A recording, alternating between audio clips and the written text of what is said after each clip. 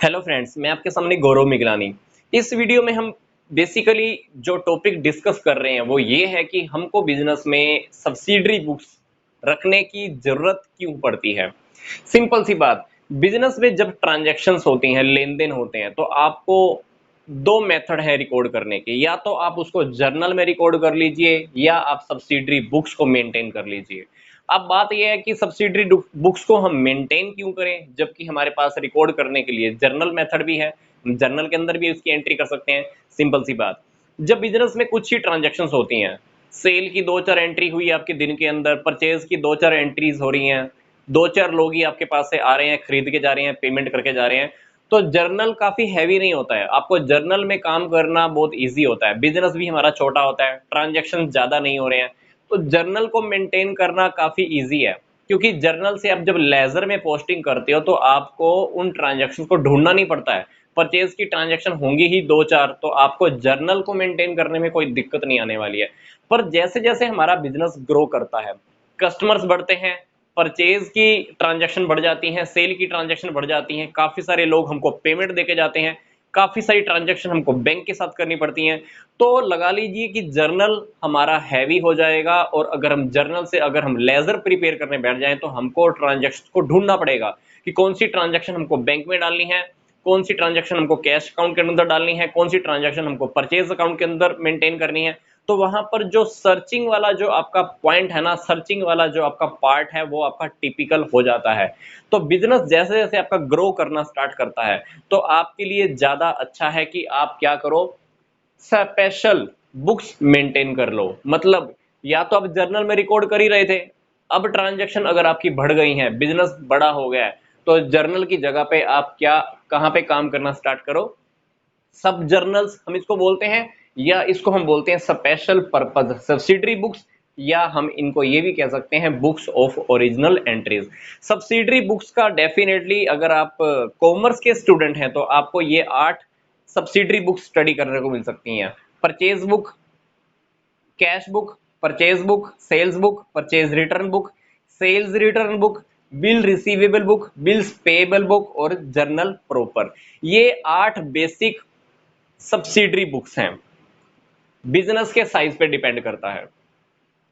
8 से कम भी, 8 से कम भी आप सब्सिडरी बुक्स मेंटेन कर सकते हो, 8 से ज्यादा भी आप सब्सिडरी बुक्स मेंटेन कर सकते हो। पर बेसिकली अभी हम 8 सब्सिडरी बुक्स की हम बात करने जा रहे हैं। कैश बुक क्या काम आती है? कैश बुक के अंदर हम लिखते हैं कैश की ट्रांजैक्शन। कैश की ट्रांजैक्शन, आपने किसी को कैश दिया या हमने किसी से कैश लिया। बैंक की ट्रांजैक्शन, हमने बैंक में यार मान लो कोई पैसा जमा कराया, या किसी और ने बैंक में पैसा जमा करवाया, या बैंक से हमने पैसा निकलवाया, या हमने बैंक से किसी को पेमेंट दी, तो वो सारी ट्रांजैक्शन हम लिखते हैं कैश बुक के अंदर। कैश बुक काफी टाइप की होती है, single column cash book, double column cash book, triple column cash book. Purchase book के अंदर हम लिखेंगे सिर्फ उधार वाली परचेज, क्रेडिट परचेज।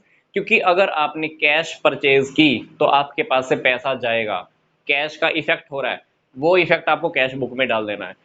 तो मतलब परचेज बुक का काम क्या है, सिर्फ क्रेडिट परचेज। जब भी आप उधार कहीं से परचेज करोगे तो आपको परचेज बुक में दिखानी है।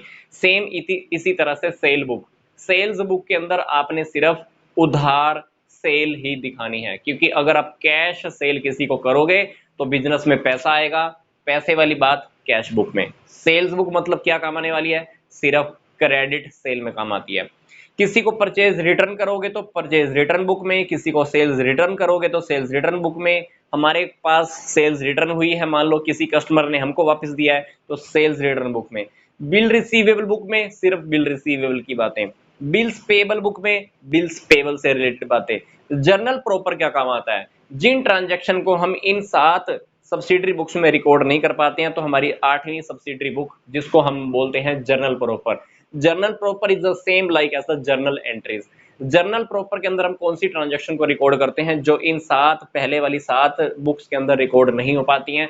फॉर एग्जांपल डेप्रिसिएशन की बात करें तो डेप्रिसिएशन को आप इसमें से किसी भी पहले वाली 7 बुक्स में कहीं पर भी रिकॉर्ड नहीं कर पाओगे, तो डेफिनेटली वो जर्नल प्रॉपर के अंदर आपकी रिकॉर्ड हो जाएगी। बेड डेट्स, आपका पैसा डूब गया, कहां पे रिकॉर्ड करोगे, यहाँ कहीं रिकॉर्ड कर ही नहीं सकते आप, कहां पे रिकॉर्ड करोगे, जर्नल प्रॉपर में। जर्नल प्रॉपर क्या होता है, सिंपल सी जर्नल एंट्री। जैसी जर्नल एंट्री हम यहाँ पे जर्नल में करते हैं वही लगा लीजिए कि आपने यहाँ पर इसको नाम दिया है journal proper. It's the same like the as a journal. बात आती है कि अभी सब्सिडरी बुक्स को मेंटेन करने का बेनिफिट क्या होने वाला है। पहला benefit, full information at one place. सारी की सारी इंफॉर्मेशन जो एक जैसी होती है वो आपको एक ही जगह पे मिल जाने वाली है। फॉर एग्जांपल, परचेज बुक के अंदर सिर्फ कौन सी इंफॉर्मेशन मिलेगी आपको, सिर्फ क्रेडिट परचेज से रिलेटेड। सेल्स बुक में कौन सी इंफॉर्मेशन मिलेगी, सिर्फ सेल्स से रिलेटेड। परचेज रिटर्न बुक में आप जल्दी से देख सकते हो परचेज रिटर्न कितनी हुई है। मान लो 1 महीने के बाद आपने ये चेक करना है कि पूरा 1 महीने का मैंने परचेज रिटर्न चेक करना है, तो जर्नल में आपको ढूंढने की जरूरत नहीं है, क्योंकि अब जर्नल मेंटेन किए हुए हैं, तो जर्नल में ढूंढने के लिए आपको एक एक ट्रांजेक्शन को चेक करना पड़ेगा। परचेज बुक में जाओ, परचेज रिटर्न बुक में जाओ, एक ही जगह पे जाओ, आप उससे रिलेटेड सारी इंफॉर्मेशन एक ही जगह से आप इजीली निकाल सकते हो। तो फ्लेक्सिबल भी है। फ्लेक्सिबल की बात मैंने आपको पहले ही बता दी। अगर आपको 8 की 8 बुक्स रखनी है तो रखिए, 4 रखनी है 4 रखिए, 5 मेंटेन करनी है 5 करिए। आपको लगता है कि 10 सब्सिडरी बुक्स भी बनाने की जरूरत है तो आप वो भी मेंटेन कर सकते हो। सिस्टम को फ्लेक्सिबिलिटी के अंदर हम मानते हैं। तीसरा है easiness in the checking. Checking करना बहुत इजी है। आपने परचेज बुक की मानो सीधी एंट्री चेक करनी है, चेक करो, चेक कर लो, वहां पे चले जाओ, सीधा चेक कर लो। बैंक की आपने एंट्री चेक करनी है, बैंकिंग से रिलेटेड, सीधा कैश बुक के बैंक कॉलम में जाओ, आप बैंक के रिलेटेड डायरेक्टली आप चेकिंग कर सकते हो। पोस्टिंग करनी बहुत इजी होती है, मैंने आपको पहले ही बताया था। लेजर में मान लो आपने पोस्टिंग करनी है परचेज अकाउंट के अंदर, कहां से चेक करोगे, परचेज बुक में से। उधार वाली परचेज आपको यहीं से मिल जाएगी, कैश वाली परचेज की होगी तो आपको कैश बुक में मिल जाएंगी। तो लेजर में पोस्टिंग करना बहुत इजी है, क्योंकि एक जैसी ट्रांजैक्शन एक ही हेड के अंडर में आपको अवेलेबल हो जाती है। बात आती है एफिशिएंसी। जितने भी डिपार्टमेंट होते हैं उनकी एफिशिएंसी इंक्रीज होती है, क्योंकि पहले सारा का सारा बर्डन एक ही अकाउंटेंट के पास था। अब हमने मान लो 8 सब्सिडरी बुक्स रखी, हो सकती है कि ये कैश बुक का काम मैंने एक पर्सन को दिया हो, परचेज बुक का काम किसी दूसरे को, सेल्स बुक का काम तीसरे को। तो उनका जो माइंड है वो लेवल थोड़ा इंक्रीज होगा, एफिशिएंसी उनकी बढ़ेगी, काम करने की कुशलता बढ़ने वाली है, मोटिवेशन मिलेगा, उनका मनोबल भी ऊंचा होता है। फिर बात आती है division of work according to ability. हम उस पर्सन को, हर पर्सन को वो सब्सिडरी बुक देते हैं जो उसकी एफिशिएंसी की, जो उसकी एबिलिटी के अकॉर्डिंग होता है। परचेज बुक का काम मान लो किसी को अच्छे से संभालना आता है, वो परचेज करता रहता है, उसको पता है कि क्या परचेज होती है, तो हमने परचेज बुक का काम मान लो उसी को संभलवा दिया, उसी को दे दिया, उसी की एबिलिटी के अकॉर्डिंग दिया। तो काम को हम अवेलेबल करा देते हैं, डिवीजन हमारा काम हो जाता है एक पर्सन की एबिलिटी के अकॉर्डिंग। फ्रॉड होने के चांसेस बहुत कम हो जाते हैं, क्योंकि बिल्कुल क्लैरिटी रहती है वहां पे। तो पूरी पूरी खिचड़ी पक जाती है, परचेज किया एंट्री, सेल्स किया एंट्री, कैश आया एंट्री, डेप्रिसिएशन लगाया एंट्री, ये सारी एंट्री एक ही जगह खिचड़ी पक जाती है। पर यहाँ पे क्या हो गया, सारी एंट्रीज डिवाइड हो जाती हैं पहले से ही, तो फ्रॉड होने के चांसेस बहुत कम हो जाते हैं।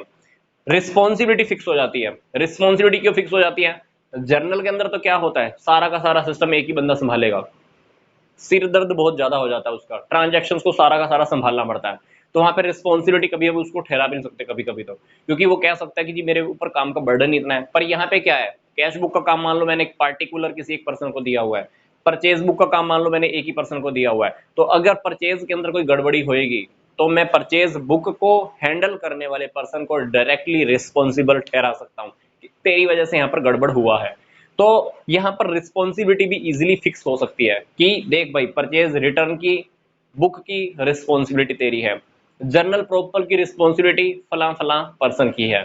तो रिस्पॉन्सिबिलिटी किसी की इजीली आप फिक्स कर सकते हो, जिसके लिए उसको जवाब भी देना पड़ेगा अपने बॉस को। तो ये हमारा टॉपिक क्या था, जर्नल में एंट्री क्यों करते हैं हम, और जब हमारा बिजनेस ग्रो हो जाता है तो हम इसको मेंटेन करते हैं। सब्सिडरी बुक्स आप ज्यादा भी मेंटेन कर सकते हो, 8 भी रख सकते हो, या इससे कम चाहो तो कम भी रख सकते हैं। तो मिलते हैं नेक्स्ट किसी वीडियो के अंदर।